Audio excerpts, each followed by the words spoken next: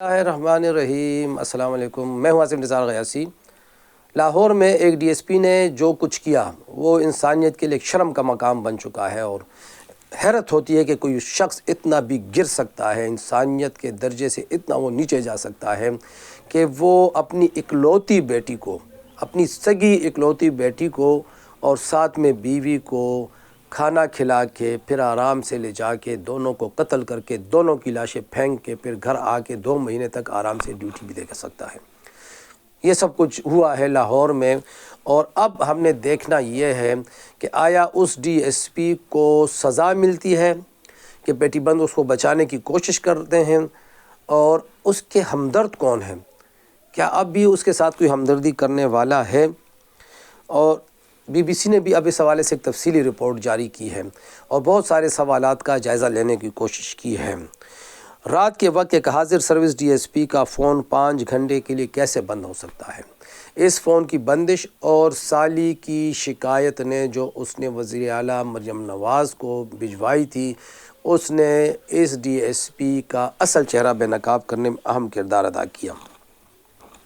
اس سارے معاملے کا آغاز 18 اکتوبر 2025 کو اس وقت ہوا جب سرکل تھانہ انویسٹیگیشن کے ڈی ایس پی عثمان حیدر نے اپنی مدیریت میں تھانہ برکی میں ایک ایف آئی آر درج کروائی، جس میں دعویٰ کیا کہ اس کی بیٹی اور اہلیہ لاپتہ ہیں۔ ڈرامہ دیکھیے گا ذرا۔ ایف آئی آر کے مطابق ڈی ایس پی عثمان حیدر نے پولیس کو بتایا کہ اہلیہ اور بیٹی 27 ستمبر 2025 سے لاپتہ ہیں اور انہیں خدشہ ہے کہ دونوں کو اغوا کر لیا گیا ہے۔ ایف آئی آر کے مطابق عثمان حیدر نے پولیس کو بتایا کہ جب وہ 27 ستمبر کو رات گھر پہنچے تو وہاں تالا تھا، انہوں نے اپنی اہلیہ اور بیٹی کو ہر جگہ تلاش کیا، سسرال سے بھی رابطہ کیا، تاہم وہ انہیں ڈھونڈنے میں ناکام رہے۔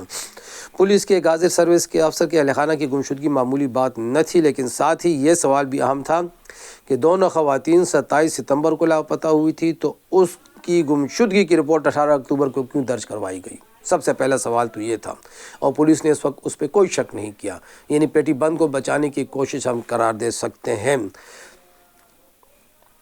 3 ہفتے کے انتظار کرنے کا کوئی جواز نہیں بنتا۔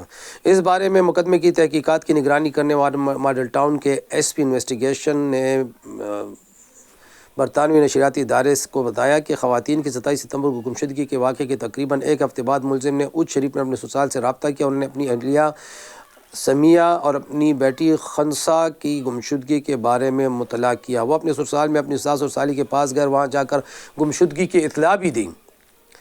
اہلیہ کے اہل خانہ کو پہلی بار گمشدگی کی خبر 4 اکتوبر کو دی گئی۔ ملزم نے جا کر انہیں بتایا کہ ان کی اہلیہ اور بیٹی روپوش ہو گئی ہے، جبکہ اس سے یہ بھی کہا گیا کہ شاید آپ سسرال والوں نے انہیں چھپا رکھا ہے۔ پولیس کے مطابق یہ اطلاع ملنے پر اچ شریف میں بھی پولیس حرکت میں آ گئی۔ جب اچ پولیس کو پتہ چلا تو انہوں نے گمشدگی سے متعلق 15 پر کال چلائی، مگر واقعہ لاہور کے متعلق تھا، اس لیے ان کے اہل خانہ کو گائیڈ کیا گیا کہ آپ لاہور جائیں۔ اس کے بعد سمیہ کی بہن تہمینہ کی جانب سے 7 اکتوبر کو ایک درخواست دی گئی۔ انہوں نے 8 اکتوبر کو اپنی بہن اور بھانجی کی گمشدگی کے حوالے سے لاہور ہائی کورٹ میں بھی ایک درخواست دے دی۔ اس ریٹ پٹیشن اور اس درخواست کو مدنظر رکھتے ہوئے لاپتہ خواتین کے قانونی وارث، جو کہ ظاہری طور پر خاوند ہی تھے، کی مدیریت میں 18 اکتوبر کو مقدمہ درج کیا گیا۔ یعنی مقدمہ بھی تب درج ہوا کہ جب سسرال والوں نے پولیس کے ساتھ رابطہ کیا۔ سوال یہ ہے کہ بیوی اور وہ بیٹی کی گمشدگی کی ایف آئی آر کروانے والے پولیس افسر خود شک کے دائرے میں کیسے آیا؟ یہ بنیادی سوال ہے۔ پولیس کے مطابق کہ ایف آئی آر میں ڈی ایس پی کی جانب سے پولیس کو دیے گئے بیان کے تحت ابتدا میں تفتیش کا رخ سسرال والوں کی طرف ہی تھا۔ ان سے تفتیش کی گئی اور جب چیک کیا گیا کہ آیا دونوں خواتین کے پاس روپوش تو نہیں ہے، اس کے بعد جب کوئی بھی مسنگ پرسن ہوتا ہے تو اس کے کال کا ڈیٹا ریکارڈ کا تجزیہ کیا جاتا ہے۔ اس میں بھی پولیس کو کوئی سراغ نہیں ملا۔ پولیس تفتیش کی عام طور پر 2 حکمتی عملیاں ہوتی ہیں۔ پہلی یہ کہ ملزم کو حراست میں لے کے شواہد اکٹھے کیے جائیں، اور دوسری یہ کہ پہلے شواہد اکٹھے کریں اور پھر ملزم کو گرفتار کیا جائے۔ اس معاملے میں پولیس نے دوسری تکنیک استعمال کی۔ وجہ یہ تھی کہ اگر ملزم کو پہلے گرفتار کیا جاتا تو شواہد ختم کر دینے کا خدشہ موجود تھا۔ انویسٹیگیشن افسر کے مطابق دوبارہ تفتیش کا آغاز ہوا۔ ڈی ایس پی عثمان حیدر ان کے اہلیہ اور بیٹی کے زیر استعمال 6 نمبر تھے جن کا تجزیہ کیا گیا، ان کی سی ڈی آر لی گئی۔ یہی نہیں بلکہ 1000 کے قریب ہی پارٹیز کا تجزیہ کیا گیا، مختلف رابطہ نمبرز تھے۔ 1 مہینے کے لگ بھگ سی ڈی آر کا تجزیہ کیا جاتا رہا۔ اس تجزیے کے دوران ایک چیز بڑی اہم سامنے آئی، وہ یہ تھی کہ ڈی ایس پی نے ایف آئی آر میں جو وقوع بیان کیا تھا، سنیے گا ذرا، وہ 27 ستمبر کی بات تھی، مگر جب ہم نے پولیس کے مطابق جب ہم نے سی ڈی آر کا انالیسس کیا تو 25 ستمبر رات 10:30 بجے سے لے کر صبح کے 3 بجے تک ڈی ایس پی عثمان حیدر کا موبائل فون 5 گھنٹے کے لیے بند پایا گیا۔ یہی وہ کلو تھا، یہی وہ کنجی تھی جو اس تک پہنچی۔ اس نقطے سے تفتیش کاروں کے کان کھڑے ہو گئے، یہ بہت اہم تھا اور شک پیدا کیا کہ رات کے وقت 5 گھنٹے تک ایک حاضر سروس ڈی ایس پی کا موبائل فون کیسے آف ہو سکتا ہے۔ یہ وہ معاملہ تھا جس کی وجہ سے تفتیش کا رخ اور مدعی کی طرف مڑ گیا۔ پولیس نے فارنزک ٹیم بلا کر ڈی ایس پی اور اس کے گھر کا مکمل معائنہ کروایا، جہاں پر وہ دونوں مائیں بیٹی رہتی تھیں۔ ان کے لیے الٹرا وائلٹ شعاعیں استعمال کی جاتی ہیں تاکہ اگر خون کا انتہائی معمولی نشان بھی ہو تو پوائنٹ آؤٹ ہو جائے۔ واش روم سے، بیسن سے اور بیڈ سے خون کے دھبے ملے۔ وہ بہت چھوٹے دھبے تھے لیکن وہ پولیس کے لیے اہم دریافتی اور ثبوت تھے۔ انویسٹیگیشن کا دعویٰ ہے کہ پھر انتہائی موڑ اس وقت آیا جب ڈی ایس پی کی کار کا فارنزک کیا گیا۔ پولیس کا کہنا ہے کہ جب نے فارنزک کروایا تو ان کی گاڑی کی اگلی اور پچھلی نشست کا کور تو دھلا ہوا تھا، کیونکہ ہم جس چیز کو چھوڑنا نہیں چاہتے تھے وہ ہم نے کور کو پھاڑا اور اندر کے فوم کا معائنہ کیا۔ اس کو جب دیکھا تو ہمیں دھچکا لگا کیونکہ وہ خون سے تر تھا۔ پولیس کا آپ دیکھ لیں، یہ ڈی ایس پی کی اپنی سرکاری گاڑی تھی، تو جب یہ چیز سامنے آئی تو اس کے لیے بچت کی کوئی گنجائش نہیں، اور یہ وہ تابوت میں آخری کیل تھی۔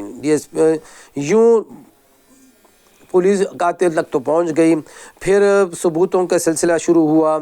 ایک پولیس اس کو لے جایا گیا۔ ایاز حسین کا کہنا تھا، یعنی تفتیش کا کہنا ہے کہ رات ہو چکی تھی، ہفتے کی رات تھی، اس وقت کوئی 2 بجے کا ہفتہ پوچھ گچھ کر رہے تھے، تو اس وقت عثمان حیدر نے کہا کہ ہم شیخ پورہ کی طرف چلتے ہیں۔ میں خود اپنی ٹیم لے کر ملزم کو ساتھ لے کر نکلا۔ کافی دھند تھی رات کو۔ میں 3 بجے موٹر وے کو لوائی جو کہ دھند کی وجہ سے بند تھی کیونکہ بہت سنگین نوعیت کا معاملہ تھا۔ موٹر وے پر کالا شاہ کاکو انٹرچینج ہے اور فیروز والا تھانہ ہے، وہاں بھرت سٹاپ ایک جگہ ہے، تو وہاں پر موٹر وے کے کنارے جا کر اس نے نشاندہی کہ میں نے اپنی بیوی کی لاش یہاں پھینکی تھی۔ میں نے ایس ایچ او فیروز والا کو طلب کیا، ساتھ ہی روزنامچہ انٹری منگوائی، لاوارث لاشوں کی جو کارروائی ہوتی ہے اس کو چیک کیا گیا۔ جب ایک مسخ شدہ لاش کی انٹری تھی جس میں لکھا ہوا تھا کہ نامعلوم لاش کا پوسٹ مارٹم کروایا جا رہا ہے، پتہ چلا کہ یہ اسی خاتون کی تھی۔ اس ظالم نے اپنی بیٹی کی لاش کو بھی ایک گندے نالے کی طرف پھینک دیا تھا ضلع قصور میں، اور یہ دونوں پھر جب ریکور ہوئی اس وقت وہ پولیس کی کسٹڈی میں ہے۔ پولیس افسر کے مطابق ملزم نے 2 شادیاں کی ہوئی تھی لیکن فی الوقت تفتیش میں دوسری فیملی کا کوئی کردار نہیں۔ پوری کہانی ملزم کے گرد گھوم رہی ہے۔ یہ بھی کہا جا رہا ہے کچھ حلقوں کی طرف سے کہ اسی دوسری شادی کا تنازع تھا، بیٹی اور ماں مخالفت کر رہی تھی شادی کی۔ اس ظالم نے ان کو لے جا کے وقوع کی رات کھانا کھلایا اور پھر ان کو لے جا کے مار دیا، لیکن اس وقت بھی کہا یہ جا رہا ہے کہ کچھ لوگ ہمدردی کی کوشش کر رہے ہیں، اور دیکھنا یہ ہے کہ اب کیے کی سزا ملتی ہے یا ان کے ہمدرد کامیاب ہوتے ہیں، اس کے لیے ہمیں تھوڑا سا انتظار کرنا ہوگا۔ خدا حافظ۔